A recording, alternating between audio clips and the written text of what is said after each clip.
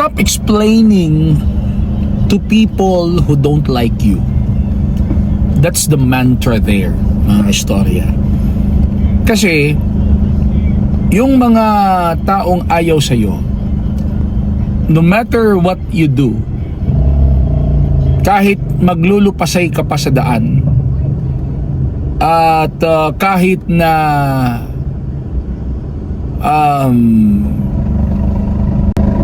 kahit pa na sunugin mo pa ang sarili mo, they will not appreciate it because they have a different interpretation to you. Kahit gagawa ka pa ng mabuti, kahit gagawa ka pa ng mabuti para sa kanila, yun nga, kahit sunugin mo pa sarili mo, ang magiging interpretation nila, wala, nagpapabilib lang yan. So it's useless, no?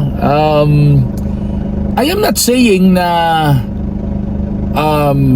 magtatanim ka ng galit o puot sa mga taong ayaw sa'yo, but the mantra there is do not waste your time and do not waste your energy to people who don't like you, who don't inspire you, who don't have contributions in your life.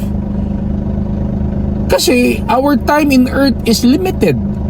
So, since our time in earth is limited, doon natin i-spend sa mga taong naniniwala sa atin, sa mga taong gusto tayo, di ba? Sa mga taong may contribution sa buhay natin, to those people who inspire us. Merong mga taong talagang gusto nila tayo. Ganun talaga yung reality ng life. Sabi nga, you cannot please everybody. And sabi nga, one big mistake of a person is to try to please everybody. Kasi you really cannot please everybody. Kahit magpakabuti ka pa, kahit magpakatino ka pa, kahit magpakabait ka pa, that's the law. That's the natural law.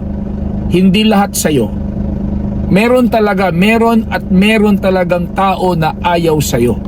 At you have to accept and you have to embrace that reality. O anong gagawin natin? Sasaktan mo sila? Papatayin mo sila? Of course not. Kasi mali yun, kasi masama yun, kasi kasalanan yun. So ang gagawin mo na lang, lumayo ka, di ba? And stop explaining yourself to them, and stop asking validation from them, or do not validate yourself sa kanila, kasi wala, masasayang lang oras mo, masasayang lang pagod mo, masasayang lang ang energy mo. Doon ka sa mga taong naniniwala sa'yo.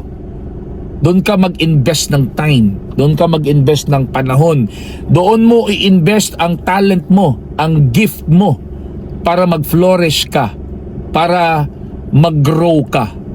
Kasi doon sa mga taong ayaw sa'yo, talagang walang mangyayari sa buhay mo doon. Para mapakinabangan mo ang mga taong ayaw sa'yo, ganito yan, para mapakinabangan mo ang mga taong ayaw sa'yo, gawin mo silang mirror. Kasi sila yung mirror mo eh. Diba? We are not perfect. We're just human beings. So, sa pamamagitan nila, makikita mo rin yung negative mo, yung weakness mo, at kung saan ka dapat mag-improve. Kasi yung mga taong ayaw sa'yo, definitely, ang makikita nila, yung pangit sa sarili mo, yung weakness mo. At dahil sa kanila, malalaman mo tuloy kung ano yung mai-improve mo sa sarili mo. O di ba the best yun, mga kaistorya?